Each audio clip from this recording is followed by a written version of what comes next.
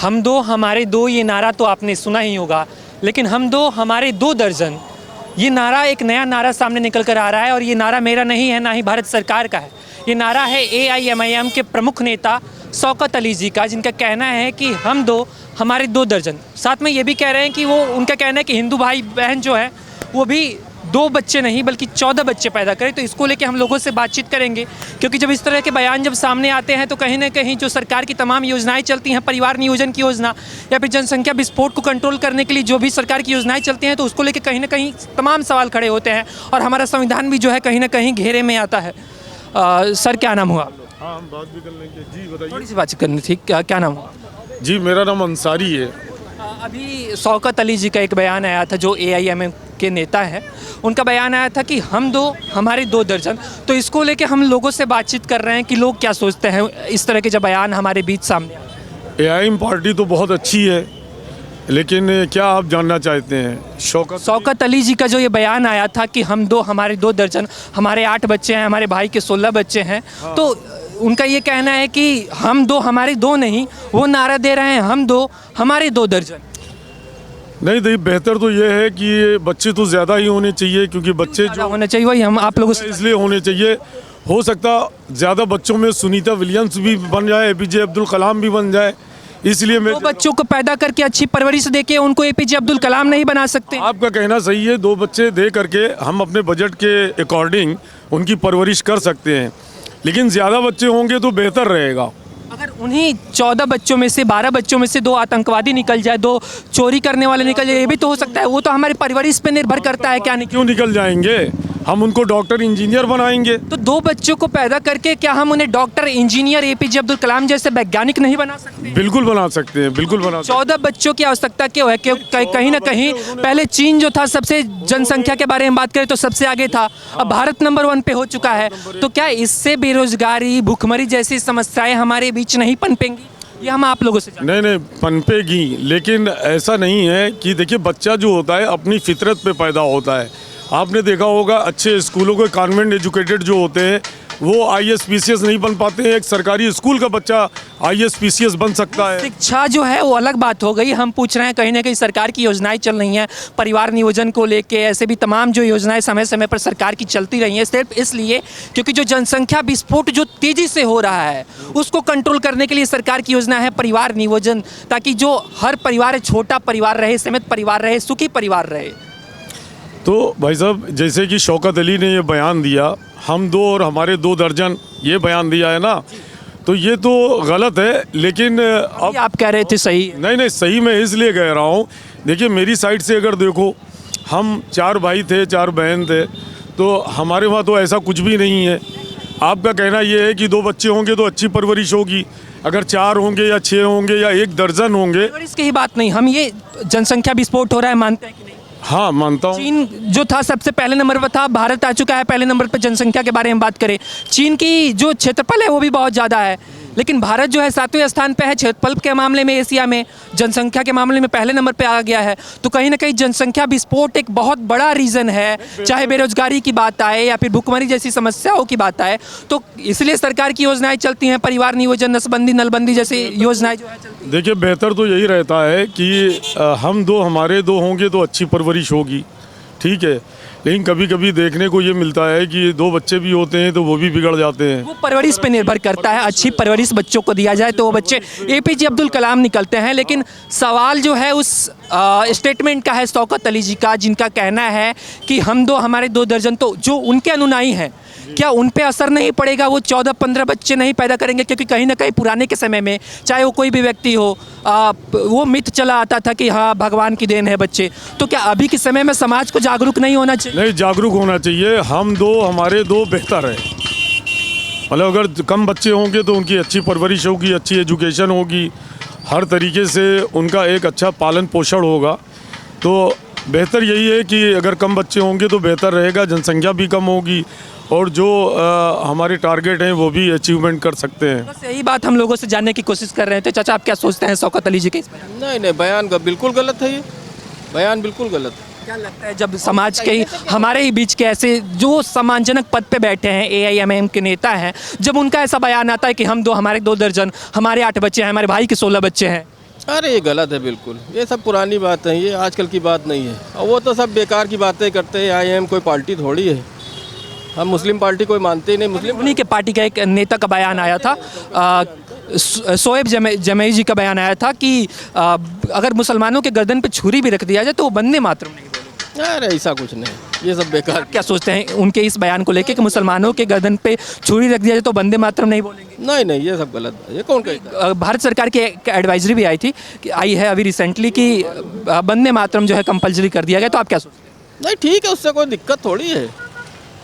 कहने क्या होता है, हम मुस्लिम हैं तो हम दिल से मानते हैं कि हम मुस्लिम हैं। हमारी ज़बान से कहने से कुछ थोड़ी हो जाएगा, ज़बान के कहने से क्या हो पे जाएगा। हिंदू और मुसलमान वाला एंगल नहीं है यहाँ पे। जब बात आ रही है राष्ट्र के सम्मान को लेके, चाहे राष्ट्रगान हो या फिर राष्ट्रीय गीत, राष्ट्रीय गीत जो है वो अलग चीज़ है, हम उसके सम्मान में खड़े हो जाते हैं। लेकिन वंदे मातरम अलग चीज़ है। क्या अलग चीज़? उसमें वंदे मातरम मतलब कि हम ज़मीन की पूजा हम तो मानते हैं। वंदे मातरम का अर्थ आपको पता है? नहीं नहीं, हमको पूरा अर्थ नहीं मालूम है। सिर्फ ये शब्द वंदे मातरम, इस शब्द का अर्थ पता है? नहीं ठीक से नहीं मालूम है। सर आपको पता है वंदे मातरम का मतलब अर्थ? जी, इसका अर्थ ये है मतलब हम बंदे हैं अपनी मतलब सृष्टि के। मैं कैमरे पे बताना चाहूँगा, वंदे मातरम, हम अपने मातृभूमि को नमन करते हैं। जिस मातृभूमि पे हम खड़े हैं उस मातृभूमि को नमन करते हैं। आपकी भाषा में जो कुछ भी है हम उसके प्रति कृतज्ञ जो है, अपना कृतज्ञ दिखाते हैं, उसके प्रति जो है सम्मान दिखाते हैं। वंदे मातरम का यही मतलब है। हमको मतलब जो इसका गर्व है कि इस चीज़ का कि हम हिंदुस्तान में हैं, वो सब की चीज़ ठीक है। लेकिन हमारा इस्लाम मतलब जो इसकी इजाज़त नहीं देता कि हम किसी और चीज़ की पूजा करें। यहाँ इस्लाम को मानने की या फिर हिंदुत्व को मानने की इजाज़त कौन देता है, ये भी आपको पता होना चाहिए। नहीं नहीं हमारा नहीं, संविधान हमें आज़ादी दे रहा है, धार्मिक स्वतंत्रता दे रहा है, अभिव्यक्ति की आज़ादी दे रहा है कि मैं हिंदुत्व का पालन करूँगा, आप इस्लाम का पालन कीजिए। हाँ तो इस्लाम का हम लोग पालन करेंगे ही, वो कर रहे हैं। इस्लाम जो है संविधान के दायरे में नहीं आता, ना बिल्कुल आता है। तो फिर क्या लोगों को वंदे मातरम नहीं बोलना चाहिए? मैं तो बोल रहा हूँ वंदे मातरम सुजलम सुफलम जो है स्वतंत्रता पूर्वक मैं नहीं तो वंदे मातरम के लिए एक बाउंड नहीं करना चाहिए, जनता के ऊपर हर तरीके से बाउंड नहीं करना चाहिए। अभी आपने कहा कि संविधान ये हमको इजाज़त देता है अपने धर्म को स्वतंत्रता के साथ जीने की, ठीक है, तो हमारा जो धर्म कहता है वो हम मानेंगे। लेकिन यहाँ पे तो धार्मिक स्वतंत्रता तो नहीं थोपी जा रही है। धार्मिक जो है, आपको ये नहीं कहा जा रहा है कि हनुमान चालीसा पढ़िए, हमको ये नहीं कहा जा रहा है कि मैं कलमा। मैं भी तो ये नहीं कह रहा हूँ कि कोई यहाँ पे धार्मिक एंगल बिल्कुल नहीं है चाचा, यहाँ पे धार्मिक एंगल बिल्कुल नहीं है। बात हो रही है राष्ट्र के प्रति सम्मान व्यक्त करने की। जब ईस्ट इंडिया कंपनी का जब प्रभुत्व जो है भारत पे जब चल रहा था तो उस समय उसके खिलाफ विरोध प्रदर्शन करने के लिए वंदे मातरम। हमारे इस्लाम धर्म में ये बताया गया है, जो सृष्टि का निर्माता है, जिसको हम गॉड, अल्लाह, खुदा, ईश्वर कहते हैं, सिर्फ एक की इबादत है। इसके अलावा किसी दूसरे की इबादत हम नहीं कर सकते। तो भारत में रहते हैं, हम भारत की इबादत नहीं कर सकते हैं, भारत के प्रति सम्मान नहीं दिखा? भारत के पीछे तो सम्मान इतना है कि अगर गोली चलेगी तो सीने पे खाएंगे। अगर हमारे हिंदुस्तान की बात आती है बस तो यही जो देशभक्ति है वही हम देशभक्ति जानना चाहते हैं। हिंदुस्तान में आज़ादी के वक्त में अगर इतिहास उठा के देखेंगे और आपको ये जानकारी होगी तो हमारे हिंदू भाई और मुस्लिम भाइयों ने इस आज़ादी को दिलाने के लिए अपना खून बहाया है। लेकिन कहीं ना कहीं ये जो भाईचारा बना हुआ, मैं आपको चाचा कह रहा हूँ, तो कहीं ना कहीं ये जो भाईचारा बना हुआ है, इसी भाईचारा को तोड़ने के लिए नेताओं के ऐसे बयान आते हैं, चाहे शौकत अली हो या फिर जो है कोई भी नेता हो, वो सब बयानबाजी करते हैं, जुमलेबाजी करते हैं, लेकिन पब्लिक के बारे में और जनता के बारे में किसी का ध्यान नहीं है। एजुकेशन हमारी हिंदुस्तान में कैसी है, हमारा चिकित्सा कैसा है, इस पे ध्यान ही नहीं दे रहे हैं और बाकी की राजनीति चल रही है। एजुकेशन और चिकित्सा की अभी आपने बात की, तो उसी को लेके जैसे शौकत अली जी का जो बयान आया है कि हमारे 2 दर्जन, तो जब जनसंख्या इतनी तेज़ी से बढ़ेगी तो कहीं ना कहीं जो स्वास्थ्य सुविधाएं हैं, चाहे शिक्षा के बारे में, वो कहीं ना कहीं अफेक्ट होगा। तो जब हम और आप जागरूक नहीं होंगे, अभी मैं एक इलाके में बात कर रहा था चाचा से, तो वो कह रहे थे कि हम इसके बारे में नहीं जानते, हमारे नेता ने जो कहा है हम वो करें। नहीं, ऐसा नहीं है। नेता अगर सही बोलेगा तो करेंगे, नेता अगर हमारे भले की बात करेगा, जनता के भले की बात करेगा तो करेंगे। ऐसा थोड़ी है कोई भी नेता बोल देगा कि हमारे 2 दर्जन और हमारे 2, इस तरीके से नहीं माना जाएगा।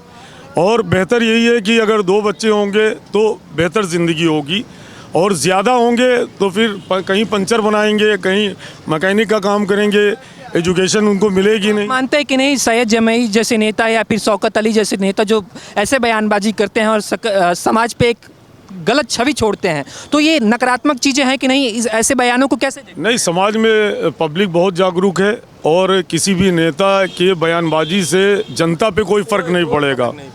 जनता पे कोई फ़र्क नहीं पड़ेगा और जनता काफ़ी एजुकेटेड है और हर चीज़ को समझती है।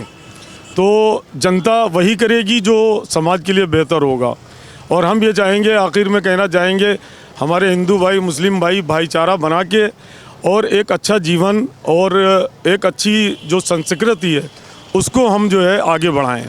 समाज के बीच ये जो गांठ बनी हुई है हिंदू और मुस्लिम के बीच में, ये गांठ कहीं ना कहीं हमारे ही समाज के कुछ ऐसे नेता सामने निकल कर आते हैं जो इस भाईचारे के मेल को तोड़ने की कोशिश करते हैं, चाहे वो शौकत अली हो या फिर शोएब जमई जैसे नेता सामने निकल कर आते हैं। और भी हम तमाम लोगों से बातचीत करने की कोशिश करेंगे। चाचा क्या नाम?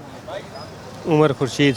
अभी AIMIM के पार्टी के नेता हैं एक शौकत अली जी, उनका एक बयान सामने आया कि हमारे 2 दर्जन, हमारे 8 बच्चे हैं, हमारे भाई के 16 बच्चे हैं, तो और साथ में वो ये भी कह रहे हैं कि 2 बच्चे नहीं 14 बच्चे तुम पैदा करो। तो इस तरह के बयान जब सामने निकल कर आते हैं तो आप लोग तो समाज के जागरूक लोग हैं, तो कैसे देखते हैं इस तरह के बयानों को? इस तरह के बयान आने नहीं चाहिए, ये कोई बात नहीं है।